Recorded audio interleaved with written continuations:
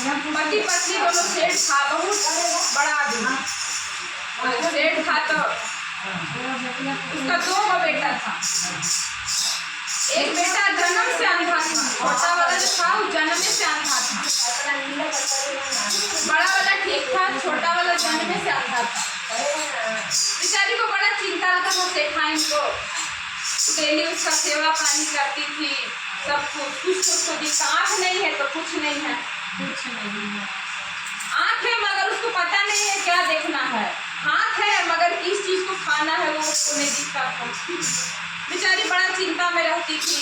हर देवी देवता सब जगह पूजा पाठ करती, शिव को गुरु बना के रखती थी। रोज कहती कि हे महादेव, ऐसा कौन सा हम कर्म किए थे, ऐसा कौन सा पाप कर दिए कि मेरे बाबू का आँख छीन लिए। जन्म से आँख नहीं था, अंधा ही पैदा हुआ था। तो अपना बड़ा बेटा को बड़ा प्यार से समझाती थी कि बेटा जब तक हम जिंदा हैं तब तक ठीक है, अगर हम मर भी जाएं तो तुम अपना भाई को समझना, बड़ा बेटा है तेरा, बेटा की तरह इसको पोस देना बाबू, क्योंकि इसके पास आँख नहीं तो संसार का कोई चीज नहीं इसका है। बोला कि कोई बात नहीं है माँ। बहुत प्यार से दोनों भाई रहता था। धीरे धीरे समय बीता, वो बीमार रहने लगी, सेठाइन बीमार रहने लगी।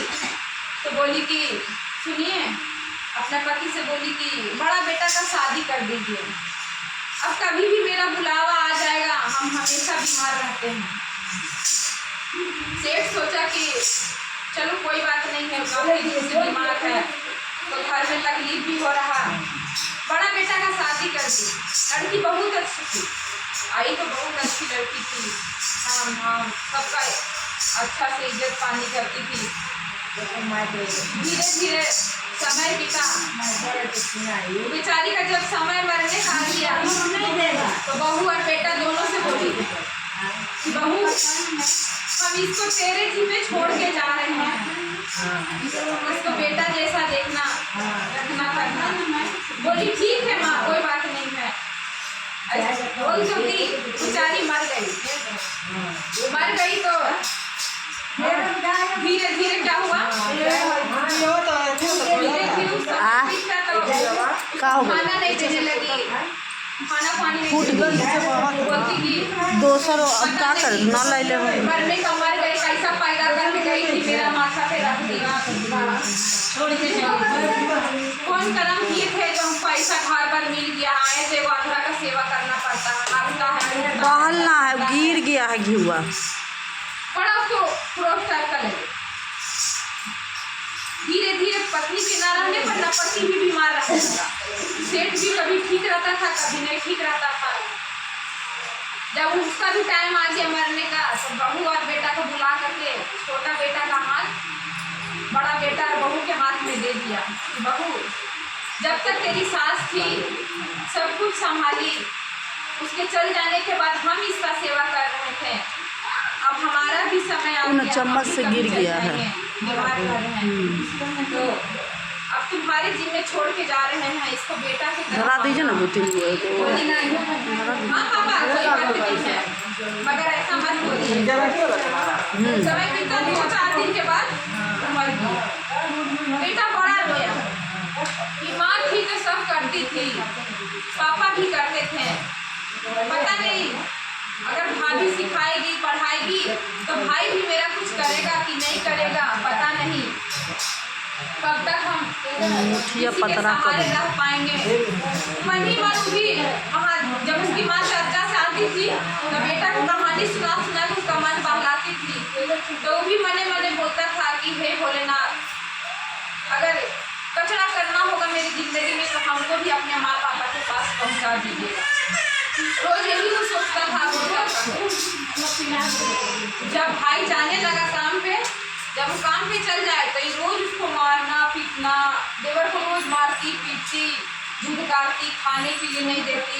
बड़ी बात हाँ मेरे कपार पे रख के तुमको मर गया, मेरे भरोसे पैदा किया था, वो तरह तरह का बोलती। बेचारा सोचने लगा कि आखिर हम क्या करें। वो अपने भाई से कुछ बोल भी नहीं सकता था कि अगर भाई से कुछ बोलेंगे ना तो ये कुछ और बोलेगी तो फिर हमको भाई भी नहीं देखेगा, तो हम कहाँ जाएंगे। तो फिर एक दिन वो सोचा भाई से बोला कि भैया अब जहाँ काम करने जाते हैं ना, रास्ते में एक मंदिर है, जंगल पड़ता था, तो जंगल में एक मंदिर है, हमको साथ में लेके चलिए और हमको मंदिर के पास छोड़ दीजिएगा। हम वहीं पर बैठेंगे, भगवान के पास बैठेंगे, सुमिरेंगे, सब लोग आएंगे, कथा भजन सुनेंगे और फिर आते समय हमको घर ले आएंगे। सोचा कि ऐसे मार खाने से हम बच जाएंगे। भाई बोला कि ठीक है, कल से तुम तैयार रहना। सुबह में भाई जब जाता था तो उसको ले जाता था मंदिर पे बैठा के, और शाम को जब वो गिट्टी से आता था तो भाई को लेके आता था। फिर एक दिन क्या की, बोली कि अपने तो रोज रोज साथ में ले जाता है। बोली कि जानते हैं आपका भाई का नज़र बड़ी गंदा है, आपका भाई का नज़र बड़ी गंदा है, अजीब नज़र से हमको मतलब व्यवहार को बोलता है, गंदा गंदा बात बोल देता है। बोला कि ऐसा नहीं है, मेरा भाई ऐसा नहीं कर सकता है।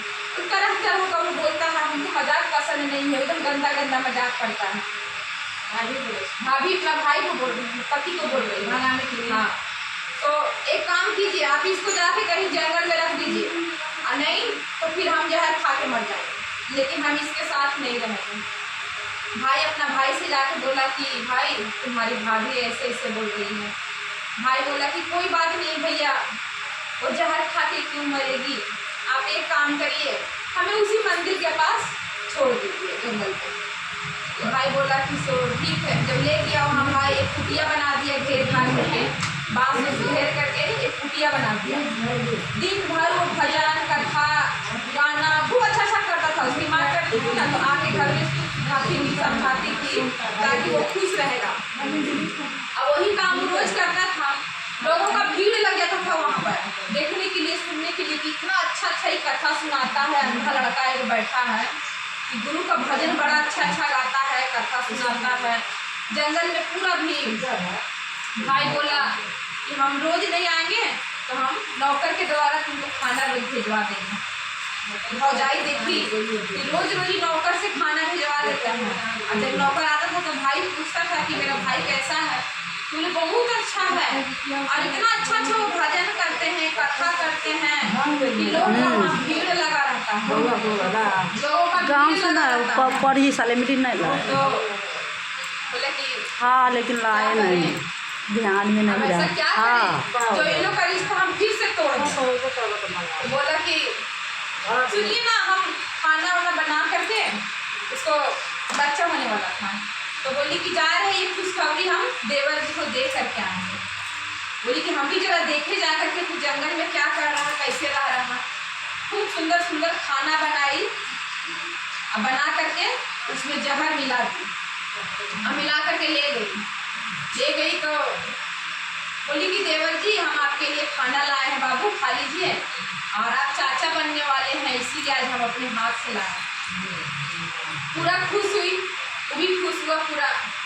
बोला कि इसे ठीक है भाभी, तुम यहाँ निकाल करके रख दो, हम बाद में खा लेंगे। वो चल आई देख करके। देखो उसका क्या आदत था कि वो जब भी खाता तो थोड़ा सा खाना प्लेट में रख देता था, गुरु के नाम से कि हम जो खा रहे हैं वही आपको दे रहे हैं। तो प्लेट में जब अर्पण कर दिए हम भगवान को, तो ये जहर भी तो अमृत बन गया, खाना पूरा अमृत बन गया। वो खा लिया, फिर मस्ती में हो, फिर भजन कीर्तन कर रहा, कथा कर रहा। फिर नौकर खाना लेकर के आया तो वो पूछी कि कैसा है आपका भाई। तो बहुत अच्छा है, इसके पास बड़ा भीड़ लगता है, लोग चादर दरी चौकी सब बिछा दिया है, कथा उठा सब कथा उठा सुनता है, बैठता है। बोली जहर भी दे करके आए तो भी नहीं मरा, ऐसा कौन अमृत पी करके आया है। उसका बच्चा हो गया।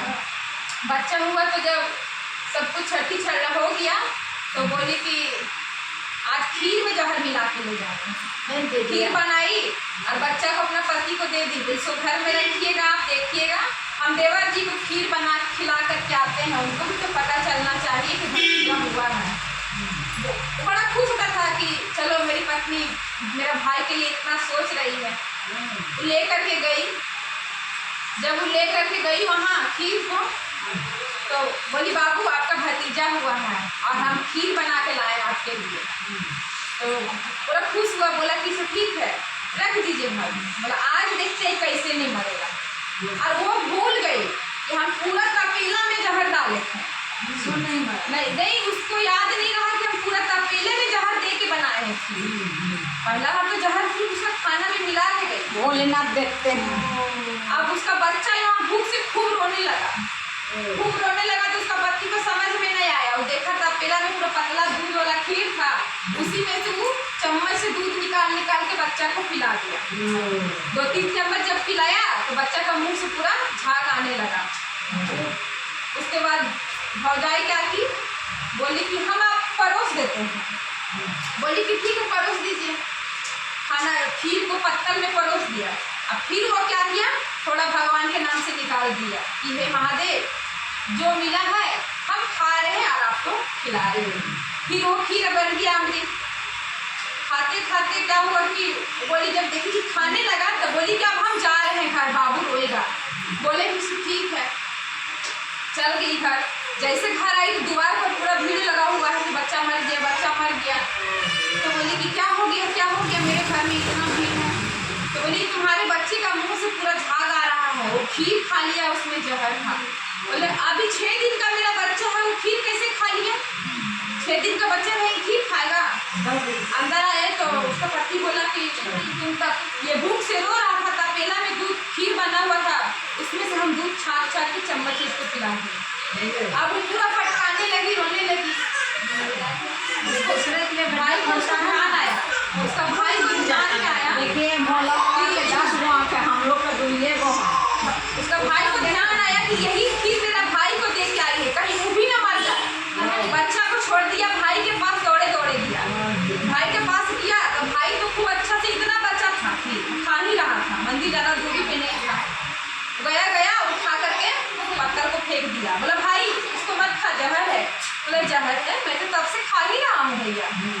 और वो जो पत्थर में फेंका ना वो कुत्ता खा लिया। आई अपना भाई को लेकर के घर आया कि तुम्हारा भतीजा मर गया। और कुत्ता जो खाया तो वही मर गया। हाँ, सिर्फ एकरा पर भोले बाबा सहाय थे तो अपना नहीं। फिर जब वो घर आया तो बोला इसी के चलते मेरा बच्चा मर गया, इसी के लिए हम खीर बनाए थे, इसी के चलते मेरा बच्चा मर गया। ये अंधरा को तुम काहे उठा के लाया, इसी का पाप है जो मेरा बच्चा को लग गया।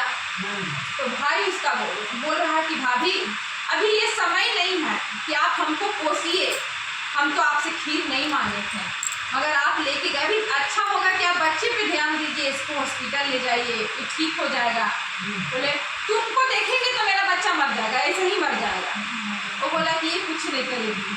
वो बेचारा हाथ जोड़ा और महादेव को मन ही मन बोलने लगा कि हे गुरुवर, आज तो जो काम नहीं किए हमको उसका भी सजा मिल गया प्रभु, तो ऐसा मत कीजिए। गलती मेरी भाभी से हुआ होगा, मगर ये तो 6 दिन का बच्चा है, इसका क्या कसूर? जो अभी दुनिया में आकर अच्छा से दूध पीना भी नहीं सीखा होगा, तो बोलना नहीं सीखा, उसका क्या कसूर है? महादेव हमारे माथे से एक कलंक हटा दीजिए और हमारे भतीजे को ठीक कर दीजिए। महादेव अगर गलती किसी से भी हुआ है माफ कीजिए, हमारे बच्चे को ठीक करके जो गलती किया है सजा उसको दीजिए प्रभु।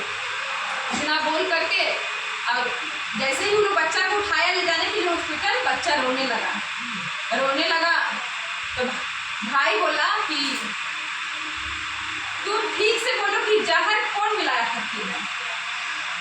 बोले तुम्हारा भाई ही मिलाया होगा, इसीलिए देखो वो कुछ जानता है। अभी आके मंत्र पढ़ा, बुद्धू मेरा बच्चा ठीक हो गया। फिर क्वेश्चन लेके आज भी मतलब ओकरा वही चीज। भाई बोला कि भाई हमको हमारे स्थान पे पहुंचा दो। भाई बोला कि ठीक है। जब फिर उसको ले करके भाई कुटिया पे रखने आया तो नजर पड़ गया उसको कुत्ता पे, जो पत्तल का खीर खा के कुत्ता मरा हुआ था। पतले के पास खाया, पतले के पास लोग भर दिया। वो फिर बोला भाई को कि भाई फिर तुम घर चलो। बोले नहीं भैया अब मैं नहीं जाऊँगा। बोले नहीं तुमको चलना होगा। घर जब आया डंडा उठाया, पत्नी को बोला कि अब सही बताओ, नहीं तो वो खीर जो बचा है तपेला में वो हम खा लेंगे। तो बोले नहीं ऐसा नहीं करियो, खीर का तपेला उठा के बाहर फेंक दी। बोली खीर में हम जहर मिला के ले गए थे देवर जी को देने के लिए। तो मेरा भाई तो खा के जिंदा है, लेकिन तेरा बच्चा मर गया, कुत्ता मर गया, लेकिन मेरा भाई जिंदा है क्योंकि उसमें महादेव का सहारा है। तुम उसको निकाल निकाल दी, लेकिन भगवान अपनी प्रेम में उसको जगह दे के रखे थे। और वो तुम बुजुर्ग क्या बोल रही है कि वो बुजुर्ग करके क्या किया?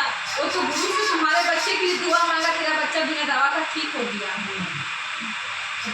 ताकि हाथ जोड़ के देवर का पैर पकड़ ली, बोली बेटा हम आपके माँ जैसा है ना, भाभी भी माँ जैसी होती है, तो हमको क्षमा कर दीजिए।